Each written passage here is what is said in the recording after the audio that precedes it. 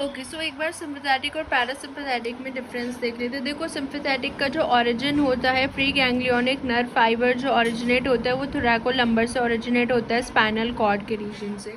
And इसमें जो होता है ओरिजिन जो होता है पैरासिम्पथेटिक में, वो क्रेनियल सैक्रल होता है, यानी कि ब्रेन एंड स्पाइनल कॉर्ड से ओरिजिनेट होता है। Origin of pre ganglionic nerve fibre जो पैरासिम्पथेटिक में होता है ब्रेन एंड स्पाइनल कॉर्ड से। यानी कि अगर आप सिम्पथेटिक नर्वस सिस्टम का ओरिजिनेशन देखो तो ये सिर्फ स्पाइनल कॉर्ड वाले रीजन से ही ओरिजिनेट हो रहा है ना, सिम्पथेटिक जो हमारा इमरजेंसी सिचुएशन में ओरिजिनेट होता है।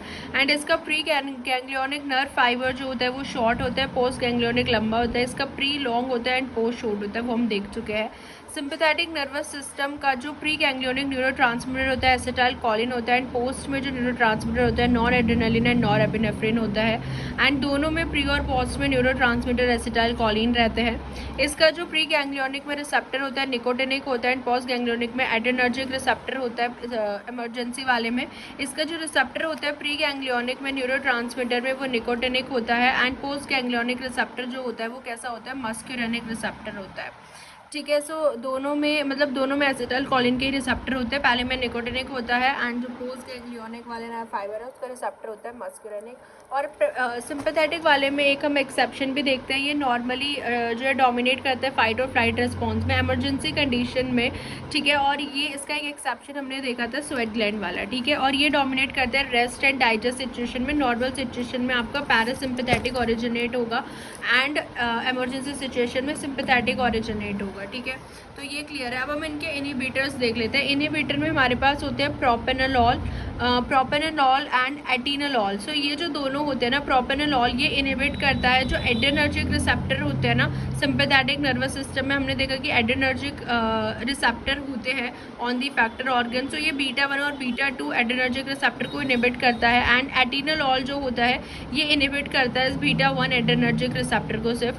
प्रोपेनोलॉल एंड एटिनोलॉल ये एड्रेनर्जिक रिसेप्टर के इनहिबिटर होते हैं, एड्रेनर्जिक इनहिबिटर, यानी कि ये सिंपैथेटिक सिचुएशन को रोक सकते हैं। सिंपैथेटिक यानी कि इमरजेंसी में जो डोमिनेट होता है, ठीक है, उसको रोक सकते हैं प्रोपेनोलॉल एंड एटिनोलॉल। उसके बाद एट्रोपाइन होता है। एट्रोपाइन जो होता है ये मस्क्यूरेनिक रिसेप्टर को इनहिबिट कर देता है, मस्क्यूरेनिक रिसेप्टर ऑफ एसिटाइल कॉलिन जो कि पैरासिम्पैथेटिक नॉर्मल सिचुएशन में प्रेजेंट होता है। सो एट्रोपाइन इनहिबिट करता है मस्क्यूरेनिक रिसेप्टर ऑफ एसिटाइल कॉलिन। ठीक है, सो इन इनहिबिटर में कंफ्यूज नहीं होना है। उसके बाद एड्रेनल मेड्यूला जो होता है is the part of sympathetic activity. हम देख सकते हैं क्योंकि एड्रेनल मेड्यूला से ही तो हार्मोन सारे रिलीज होता है ना, ये वाले एपिनेफ्रिन नॉर एपिनेफ्रिन हमारे ब्लड में। एपिनेफ्रिन और नॉर एपिनेफ्रिन जो होता है ये हार्मोन की तरह भी काम करते हैं, न्यूरोट्रांसमीटर की तरह भी काम करता है। सो जब ये ब्लड में रिलीज होते हैं ना तब हम इनको एपिनेफ्रिन बोलते हैं, और व्हेन रिलीज ड्यूरिंग जब नर्व इम्पल्स में रिलीज होते हैं ना नर्वस सिस्टम में, हम इनको नॉर एपिनेफ्रिन बोलते हैं बस। इसलिए हम एपिनेफ्रिन नॉर एपिनेफ्रिन बोल देते हैं, क्योंकि अगर ये न्यूरोट्रांसमीटर की तरह काम करे तो हम इनको बोल देते हैं nor epinephrine. And normally hormones होते हैं एपिनेफ्रिन, तो ये एक ही बात होती है। Adrenaline nor adrenaline epinephrine nor epinephrine they कैसे होते हैं, they are emergency hormone and neurotransmitters होते हैं जो इमरजेंसी वाली सिचुएशन में रिलीज होता है। ठीक है, so they act as a hormone as well as neurotransmitter. So other common activities जो होती है सिंपैथेटिक, जब आपकी इमरजेंसी सिचुएशन होती है बॉडी में तो उसमें क्या क्या चीज़ें होती हैं, तो ये आप इमेजिन भी कर सकते हो।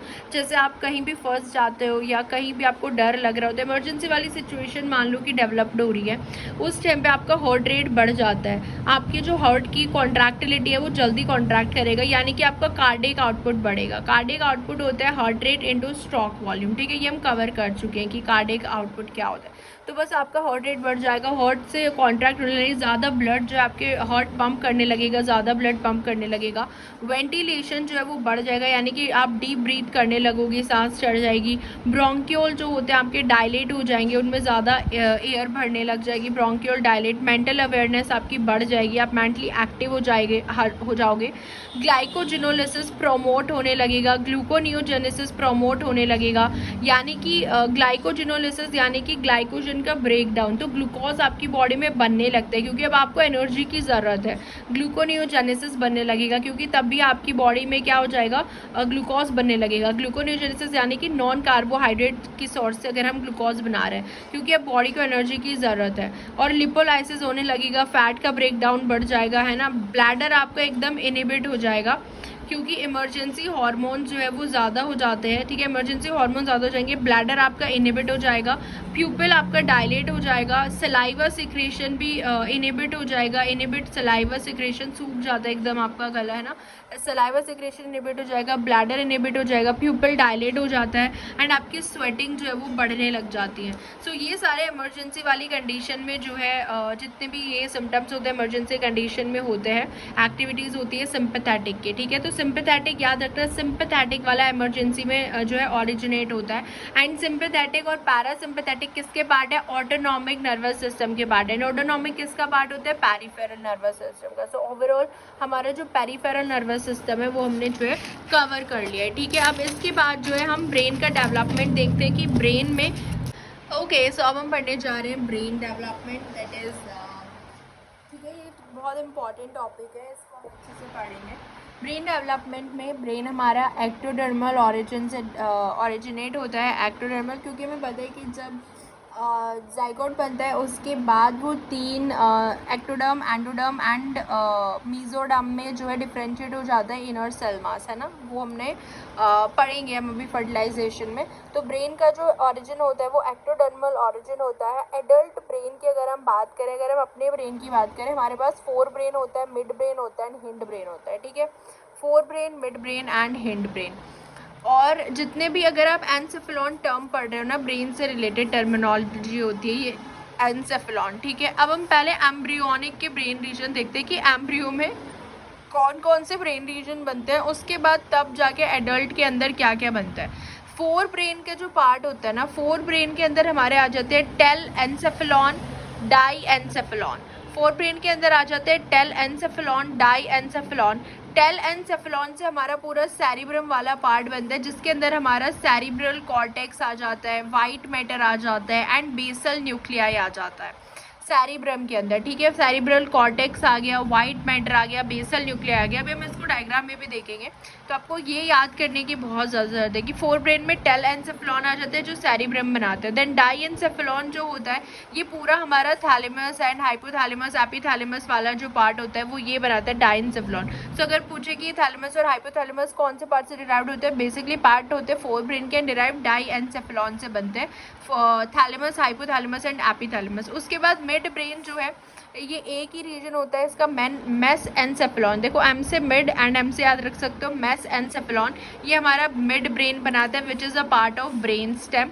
देन हमारा हिंड ब्रेन होता है, हिंड ब्रेन में आ जाते हैं metencephalon and myelencephalon, myelencephalon, met and myelencephalon. Met जो होता है ये हमारा पोन्स बनाता है which is also a part of brain stem. Cerebellum के अंडर में आता है ये पोन्स अगर हम देखें। एंड देन जो हमारा माइल एनसेफेलॉन होता है ये होता है मेडुला ऑब्लोंगेटा, ये भी पार्ट ऑफ ब्रेन स्टेम ही होता है, ठीक है। तो मेट एनसेफेलॉन जो है पोन्स बना रहा है एंड माइल एनसेफेलॉन मेडुला ऑब्लोंगेटा बना रहा है एंड सेरिबेलम कौन बना रहा है? टेल एनसेफेलॉन। सो ये बस याद रखते हैं कि एम्ब्रियोनिक ब्रेन के पार्ट होता है एंड ये ब्रेन स्ट्रक्चर चाइल्ड और एडल्ट में इस तरीके के हम पढ़ते हैं। अब हम इनको ब्रेन में देखते हैं, ठीक है। अब देखो सबसे पहले हम ये स्ट्रक्चर देखते हैं, ये पूरा हमारा क्या होता है? दिस इज अवर सेरिबेरम, ठीक है। ये हमारा पूरा सेरिबेरम होता है, यहाँ पे होता है थैलेमस, थैलेमस के नीचे होता है हाइपोथैलेमस, ठीक है। और ये सारे हमारे 4 ब्रेन के पार्ट होते हैं ना, हमने अभी देखा सेरेब्रम, थैलेमस, हाइपोथैलेमस, ये सारे किसके पार्ट होते हैं? 4 ब्रेन के। फिर यहाँ पे हमारे पास आ जाता है मिड ब्रेन आ जाता है, ठीक है। ये हमारा पूरा होता है मिड ब्रेन। मिड ब्रेन के बाद हमारा ये हिंड ब्रेन आ जाता है। हिंड ब्रेन में हमारे पास आ जाता है पोन्स आ जाता है एंड मेडुला ऑब्लोंगेटा आ जाता है एंड सेरिबेलम आ जाता है हिंड ब्रेन में, ठीक है। Pons, medulla oblongata and cerebellum. So इस तरीके से याद रख सकते हो। हिंड ब्रेन का पार्ट क्या है? Pons, medulla oblongata and cerebellum. ये मिड ब्रेन हो गया एंड सबसे ऊपर होता है थैलेमस, देन हाइपोथैलेमस एंड ये सेरिब्रम हो गया, ये 4 ब्रेन का पार्ट हो गया, ठीक है। ये याद हो गया होगा अच्छे से। Cerebrum, then thalamus, hypothalamus are the part of 4 brain. ये मिड ब्रेन हो गया, ये हमारा pons, medulla oblongata and cerebellum, ये हिंड ब्रेन का पार्ट हो गया। अब ब्रेन स्टेम में क्या क्या आ जाता है? देखो ब्रेन स्टेम जो होता है ये डिस्टल पार्ट होता है ब्रेन का, जो कि mid brain, pons and medulla oblongata इनका मिलके बना हुआ होता है। ये होता है हमारा brain stem. So brain stem के अंदर क्या क्या आ जाता है? Mid brain, pons and medulla oblongata आ जाता है, ये पार्ट होता है ब्रेन स्टेम का। ब्रेन स्टेम में क्या क्या आ जाता है? देखो एक तो ये आ जाता है mid brain, pons and medulla oblongata, पूरी जो लाइन है ना ये आ जाती है। सेरिबेलम नहीं आता है ब्रेन स्टेम में। सो याद रखना कि ब्रेन स्टेम के अंदर क्या क्या आ रहा है, ठीक है। अब हम फोर ब्रेन के बारे में पढ़ते हैं। फोर ब्रेन में हमारा क्या होता है, सेरिब्रम होता है, थैलेमस होता है, हाइपोथैलेमस होता है। सेरिब्रम सबसे मेजर पार्ट होता है ह्यूमन का, सबसे बड़ा पार्ट यही होता है, ठीक है। सो इसमें हमारे पास दो हेमिस्फेयर होते हैं, एक हमारे पास होता है लेफ्ट सेरिब्रल हेमिस्फेयर, एक हमारे पास होता है राइट सेरिब्रल हेमिस्फेयर। एंड दोनों जो है ये किसके थ्रू बने हुए रहते हैं, कॉर्पस कैलोजम के थ्रू ये कनेक्टेड रहते हैं दोनों, ठीक है। एंड ये बीच में एक सेरिब्रल फिशर होता है, this is the cerebral fissure in between. So left cerebral hemisphere, right cerebral hemisphere, corpus callosum and ये बीच में होता है सेरिब्रल फिशर, ठीक है। ये अभी हम फोर ब्रेन का पार्ट देख रहे हैं। देखो कॉर्पस कैलोजम जो होता है ना ये एक सेंट्रल फिशर जो डिवाइड करते हैं सेरिब्रम को लॉन्गिट्यूडनली दो हाफ में, ये हमने देख लिया left and right cerebral hemisphere. And these hemisphere ये कनेक्टेड होते हैं बाय अ नर्व फाइबर जिसको हम बोलते हैं कॉर्पस कैलोजम। डायग्राम में हमने देख लिया, ठीक है। किसके थ्रू कनेक्टेड होते हैं, नर्व फाइबर के थ्रू, कॉर्पस कैलोजम। अब सेरिब्रम, थैलेमस और हाइपोथैलेमस का काम क्या होता है। सेरिब्रम बेसिकली आपके स्केलेटल मसल कॉन्ट्रैक्शन को कंट्रोल करता है and is the centre for learning, emotion, memory and perception. या जो आप लर्न करते हो, इमोशंस, मेमोरी, इन सब का जो सेंटर होता है वो सेरिब्रम होता है। थैलेमस जो होता है ये मेजर कोऑर्डिनेटिंग सेंटर होता है मोटर और सेंसरी सिग्नलिंग के लिए। Thalamus is the major coordinating centre. And hypothalamus जो होता है इसके अंदर क्या होता है, it contains a number of centres जो हमारा बॉडी टेम्परेचर, अर्ज जो हम खाने की करते हैं, अर्ज फॉर ईटिंग एंड ड्रिंकिंग, ये सब कौन कंट्रोल करता है, हाइपोथैलेमस कंट्रोल करता है। So it contain a number of centre which control body temperature, urge for eating and drinking. Major coordinating centre जो होता है मोटर एंड सेंसरी के लिए वो थैलेमस होता है। देखो एक ना लिम्बिक सिस्टम आप देखोगे, लिम्बिक सिस्टम को हम ऑफनली इमोशनल ब्रेन भी बोल देते हैं और चाइल्डिश ब्रेन। ये जो है सेरिब्रम के बीच में मिलता है, buried with in the cerebrum के बीच में ये मिलता है लिम्बिक सिस्टम। एंड इसके अंदर हमारे पास थैलेमस, हाइपोथैलेमस, एमाइगडाला एंड हिप्पोकैम्पस आ जाता है। थैलेमस आ जाता है, हाइपोथैलेमस आ जाता है, एमाइगडाला आ जाता है, हिप्पोकैम्पस आ जाता है। ये सब लिम्बिक सिस्टम के पार्ट हैं एंड ये सेरिब्रम के अंदर बरेड होता है, ठीक है। सो एमाइगडाला जो होता है ये हमारा जो एग्रेसिव बिहेवियर होता है या फिर फियर या जो सेक्सुअल फीलिंग होती है उस टाइम पे जो एमाइगडाला होता है वो इन सब में एक्टिव होता है in producing aggressive behaviour, rage, fear and sexual feeling. इन सब में एमाइगडाला का रोल होता है, ठीक है। मतलब उस टाइम पे आपकी बॉडी कैसे कैसे रिएक्ट कर रही होती है ये सब एमाइगडाला प्रोड्यूस करता है, फियर में, बिहेवियर में, सेक्सुअल फीलिंग में, producing aggressive behaviour. So this is all कौन कंट्रोल करता है, एमाइगडाला, जो कि लिम्बिक सिस्टम का पार्ट होता है, ठीक है। लिम्बिक सिस्टम हो गया। थैलेमस एंड हाइपोथैलेमस हम ऑलरेडी देख चुके हैं। उसके बाद हम देखते हैं हिप्पोकैम्पस जो होता है ना ये इंपॉर्टेंट होता है नई मेमोरीज फॉर्म करने में and connecting emotions and senses जैसे smell and sound to memories, ठीक है। ये जैसे आप कोई स्मेल, अगर आप कुछ चीज़ स्मेल करते हो और आपको कोई मेमोरी याद आ जाती है उस टाइम पे, तो उन सबको कनेक्ट करने में आपके इमोशंस को या आपकी सेंस और इमोशन को कनेक्ट करने का काम हिप्पोकैम्पस का होता है। It is forming new memories, ठीक है। न्यू मेमोरीज फॉर्म करता है एंड आपके इमोशन एंड सेंस को कनेक्ट करता है। एक मैमिलरी बॉडीज़ होती हैं, ये डाई एनसेफेलॉन का पार्ट होती है and also part of limbic system, ठीक है। तो एक मैमिलर बॉडीज़ भी होती है। तो लिम्बिक सिस्टम में हमारे पास थैलेमस, हाइपोथैलेमस, एमाइगडाला एंड हिप्पोकैम्पस आ जाता है एंड मैमिलरी बॉडीज़ भी डाई एनसेफेलॉन का ही पार्ट है, लिम्बिक सिस्टम का ही पार्ट है। और ये सारा कहाँ बरीड होता है, सेरिब्रम में बरीड होता है। अब हम मिड ब्रेन के बारे में देख लेते हैं। मिड ब्रेन के पोर्शन को हम रेड न्यूक्लियस बोलते हैं and the substantia nigra, called red nucleus and the substantia nigra. एक रीजन होता है मिड ब्रेन में, मिड ब्रेन को हम एक तो रेड न्यूक्लियस बोलते हैं एंड सबस्टेंशिया नाइग्रा एक ऐसा रीजन होता है जहाँ पे डोपामिन प्रोड्यूसिंग न्यूरॉन बहुत ज़्यादा होता है। So portion of a mid brain called red nucleus and substantia nigra जहाँ पे डोपामिन प्रोड्यूसिंग न्यूरॉन बहुत ज़्यादा होते हैं। The degeneration of neuron in the substantia nigra, basically अगर सबस्टेंशिया नाइग्रा के न्यूरॉन डीजेनरेट हो जाए तो उस कंडीशन में आपको पार्किंसन डिसीज हो जाती है, ठीक है। सबस्टेंशिया नाइग्रा यानी कि जहाँ पे वो वाले न्यूरॉन्स होते हैं जो डोपामिन प्रोड्यूस कर रहे हैं ना, और डोपामिन हमें पता है एक क्या होता है, एक्साइटेटरी न्यूरोट्रांसमीटर होता है। सो डोपामिन प्रोड्यूसिंग न्यूरॉन अगर ये ख़त्म हो गए, मतलब डीजेनरेट हो गए, उस टाइम पे पार्किंसन डिसीज़ जो है वो डेवलप्ड हो जाती है। सो ये मिड ब्रेन के बारे में था। देन याद रखना सबस्टेंशिया नाइग्रा मिड ब्रेन का पार्ट होता है जहाँ पे डोपामिन प्रोड्यूसिंग न्यूरॉन्स ज़्यादा होते हैं। हिंड ब्रेन के अंदर हमारे पास क्या क्या आ जाता है, medulla oblongata, pons and cerebellum आ जाता है ना। हिंड ब्रेन जो होता है it is associated with regulation आपका movement, coordination of movement and posture कैसा है, बैलेंस कैसा है and cardiac, respiratory and vasomotor centre, इन सब में इन्वॉल्व होता है बेसिकली मूवमेंट एंड पोस्चर में।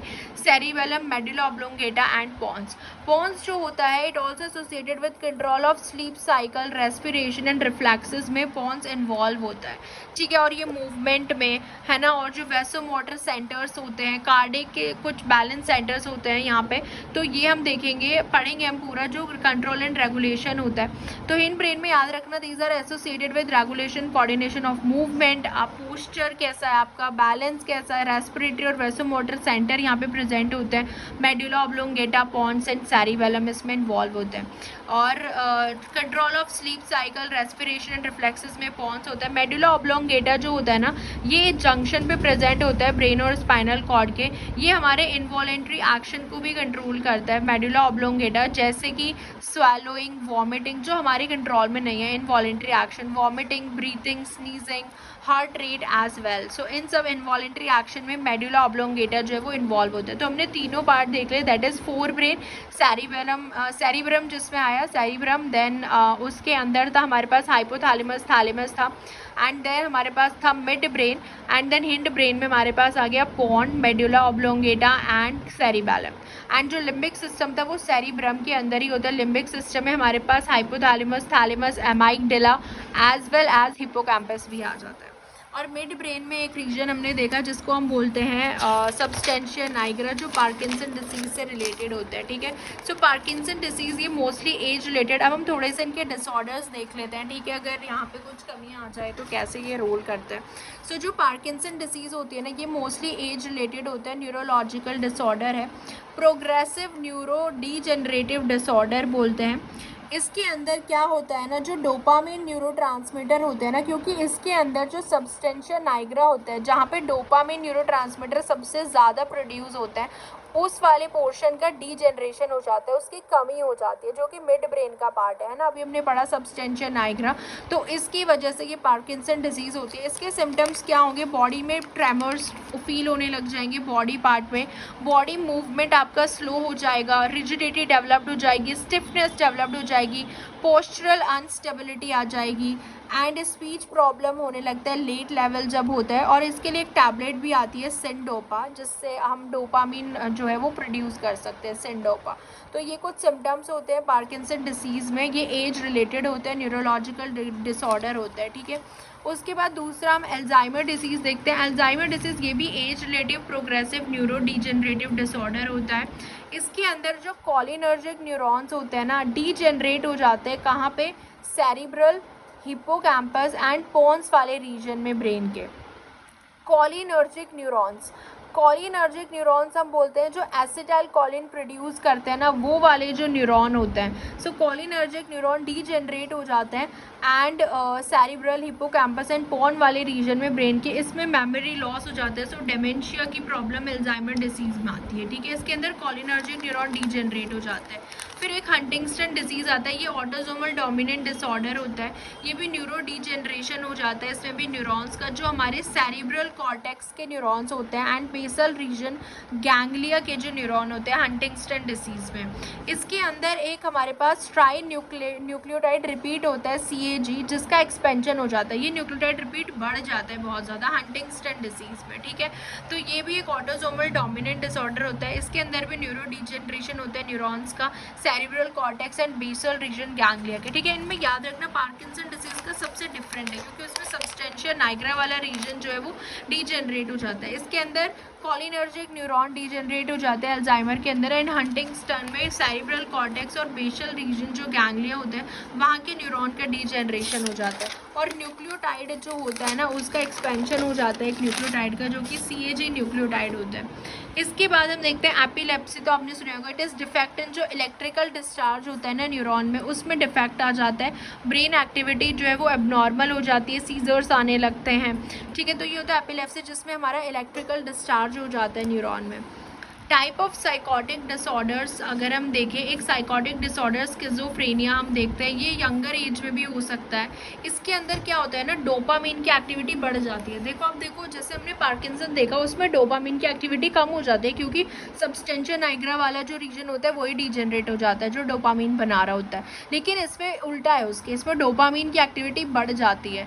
इंडिविजुअल जो है अपनी मतलब वो रियलिटी नहीं देख पाता, वो अपने आप में ही खोया रहता है, तो उसकी जो इंडिविजुअलिटी होती है ना, रियलिटी देखने की, वो ख़त्म हो जाती है। इतनी ज़्यादा डोपामिन उसके अंदर बढ़ जाती है, उसको कंटिन्यूस डाउट में रहता है, उसको जो है डेल्यूशंस डेवलप्ड होने लग जाते हैं, उसको मतलब दिखने भी लग जाती हैं चीज़ें, जो चीज़ नहीं भी हो रही है, जो रियलिटी भी नहीं है, वो चीज़ भी उसको दिखने लग जाती है। हैल्यूसिनेशन हो जाता है और उसको हॉरर ड्रीमिंग, डरावने डरावने ड्रीम आने लगते हैं, हॉरर ड्रीमिंग। तो ये सारा जो है साइकोटिक डिसऑर्डर होता है स्किज़ोफ्रेनिया, एंड ये यंगर एज में भी हो सकता है और वो खुद ही चीज़ें इमेजिन कर लेते हैं क्योंकि उसके अंदर डोपामीन की जो एक्टिविटी होती है ना, वो बहुत ज़्यादा बढ़ जाती है।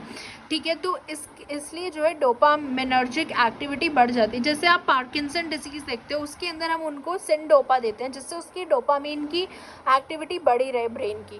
तो लेकिन अगर आप पार्किंसन डिसीज़ वालों को बहुत ज़्यादा सिनडोपा दोगे, कभी कभी अगर ज़्यादा डोपामीन बढ़ गया तो उसमें ये ऑर्डर भी डेवलप्ड हो सकता है, साइकोटिक डिसऑर्डर। सो ये एक F20 type of psychotic disorder होता है स्किज़ोफ्रेनिया। ठीक है, तो ये पूरा हमने जो है नर्वस सिस्टम कवर कर लिया है, एंड इसके अंदर कौन कौन से जो है डिसऑर्डर्स मेन होते हैं उनके बारे में हमने देख लिया है।